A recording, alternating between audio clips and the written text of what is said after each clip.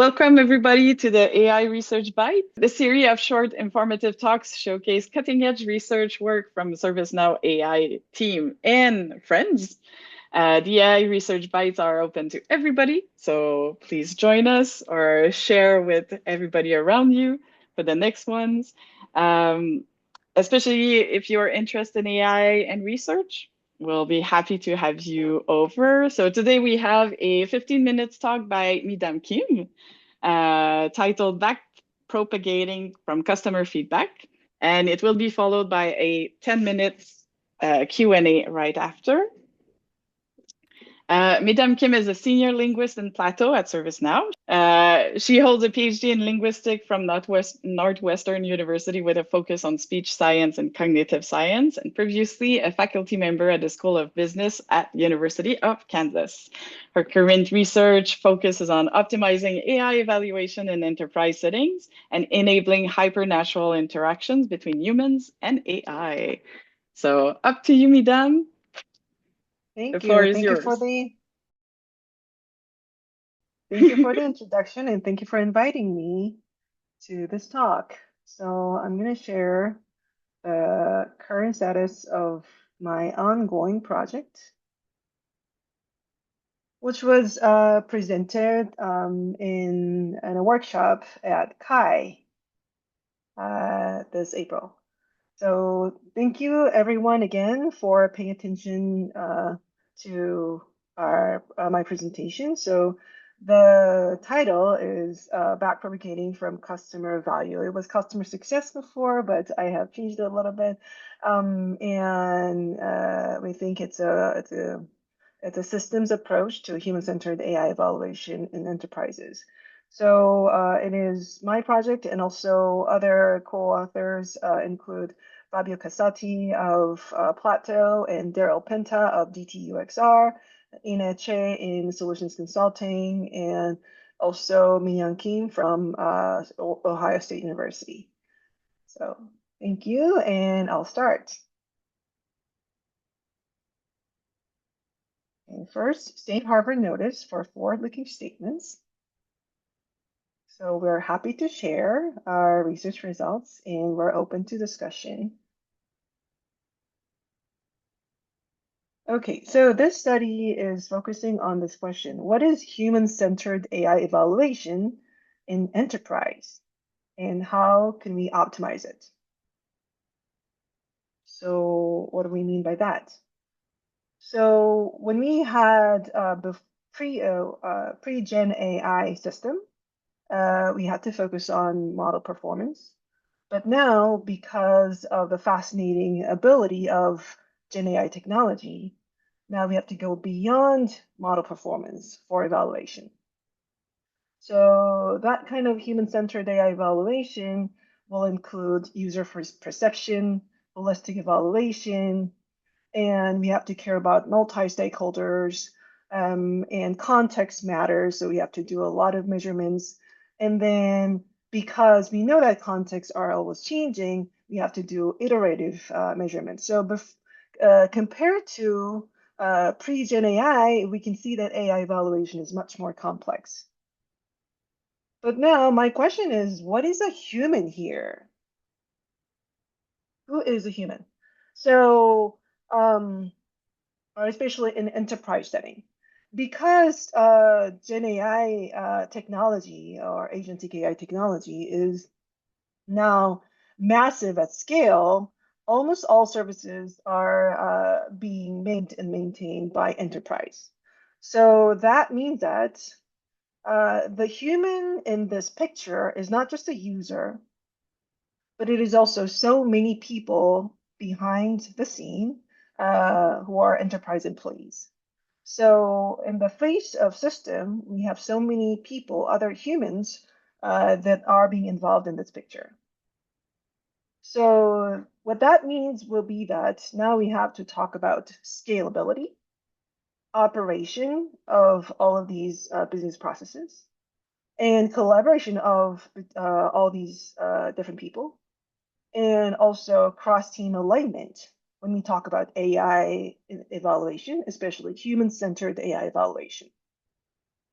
And then because now this is being done in enterprises, we have to be laser focused towards customer value.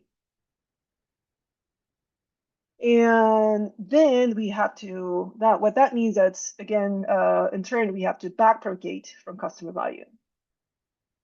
So when user gives us their feedback, that lesson has to be well delivered, well dispersed among the people in this enterprise setting, so that we can collectively improve our products and return the heightened value to the user again.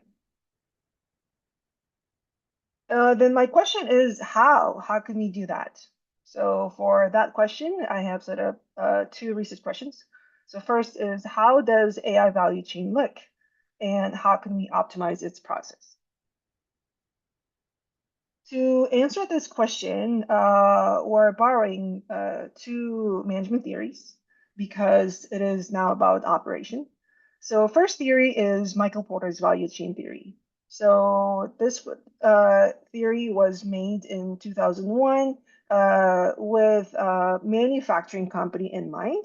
So you can see that this value chain is quite linear and simple compared to the value chain we're experiencing in the current modern AI industry. So we want to do research again with AI enterprise in mind and propose an AI value chain with our results. The second theory that we're borrowing from management is about optimizing this process. So it is called problem-solving theory. So under this theory, there are actually three different modes for problem solving in a collective setting. The first is market, but I'm skipping that because we're now talking about enterprise. So within an enterprise, within a firm, there can be two different ways to solve problems together. The first is authority-based hierarchy. So in here, it is the level of cross-functional collaboration is low, with the authority figure is making all the decisions, and the ones under this authority will also only follow the authority's decisions. So this is a classic example of such hierarchy, so such structure. So this is an example of Boeing. So at Boeing, the Boeing company headquarters made the decision for assembly for all these outsourcing, and they outsourced these parts to different companies in the world, and then later they did only the assembly. So they thought that this would be a good way to make an airplane in a cheap and very fast way. But it didn't work that way. There were a lot of problems. There were a lot of delays, a lot of quality control issues.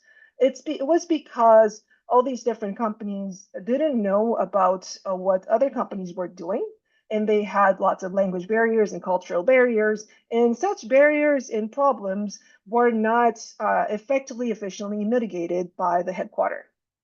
So this is kind of a classical example of operation failure. In contrast, there can be consensus-based hierarchy. So here, the cross-functional collaboration is high. And the example here is care pathway patient journey map. This was suggested by Michael Porter again. Here, the model, the whole patient journey model is discussed by all the stakeholders. So they gather together, they review the data together, and they make the decision together. And then they maintain and update the model constantly, so that as a patient, you can come to the hospital, and then you can be sent to the right measurement of your health, and also right type of treatment in this very complex but efficient and effective way. So this is difficult to make. This system is more difficult to make, but when the stake is high, like someone's health, This can be the only way that we can ensure that the problem is solved correctly. So again, we can summarize the findings. So authority-based hierarchy is fast, scalable, and simple accountability, but it can give us high risk at integration. And it's difficult to expect innovation from this kind of authority-based hierarchy. But from consensus-based hierarchy, it's comprehensive, adaptive to reality, and is really well aligned among different stakeholders. And it's easy to innovate in this structure, but it is slow, less scalable, and unclear ownership. We can see this on the graph too. So when we apply this framework to our research question, on the x-axis, there can be evaluation problem complexity. So when the problem is simple, we can use low cross-team collaboration. So as the problem complexity goes up, it's gonna fail anyway in terms of customer value because it's just difficult. But then it's okay to keep this kind of structure. But when the problem is more complex, maybe maintaining high cross-team collaboration can be the only way you can survive. So we can see that this low cross-team collaboration is good for simple evaluation tasks, and high cross-team collaboration can be good for complex eval tasks. So again, we can hypothesize these theoretical frameworks.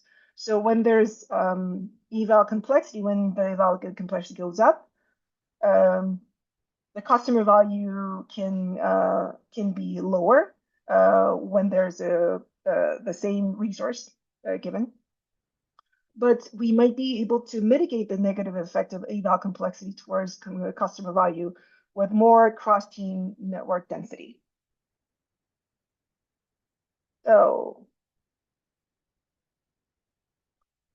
we're doing first semi-structured interviews, virtual interview with lots of participants, 30 minutes to 1 hour. Participants are 38 participants from various functions and levels. And also the questions are first about AI value chain, which functions are you are, and how are you involved with AI evaluation, which teams you are working with for AI evals, and how can we optimize the processes. And then for secondly, we're doing hypothesis testing with organizational network analysis. Our independent variables include cross-team network density from Viva Insights in R, specifically person-to-person data and group-to-group data. And the second main variable is evaluation complexity. We're operationalizing this concept with number of evaluation dimensions. And we're going to also gather control variables. Our dependent variable will be customer value, and it can include user feedback, MTTR, and ROI. So we want to answer this hypothesis. So implications and preliminary results. So we think it's a good systems approach to understand human-centered AI evaluation in enterprises.